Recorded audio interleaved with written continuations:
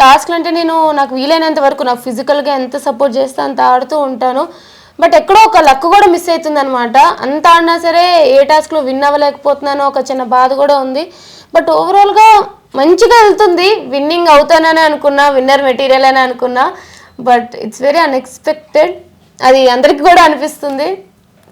శ్రీజ హానెస్ట్గా చెప్పాలంటే అందరూ కూడా శ్రీజ ఎలిమినేషన్ అనేది ఒక బ్లాంక్ అయిపోయారు.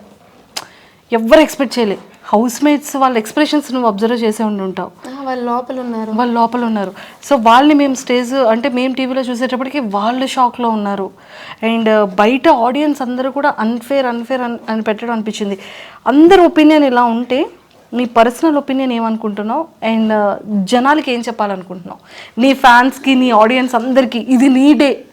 ఫస్ట్లీ ఆడియన్స్ అందరికీ పేరు పేరున, చిన్నవాళ్ళు, పెద్దవాళ్ళు, ముసలి వాళ్ళు అలా ఏం లేకుండా ప్రతి ఒక్కరికి నాకు సపోర్ట్ చేసిన ప్రతి ఒక్కరికి థ్యాంక్ యూ సో మచ్.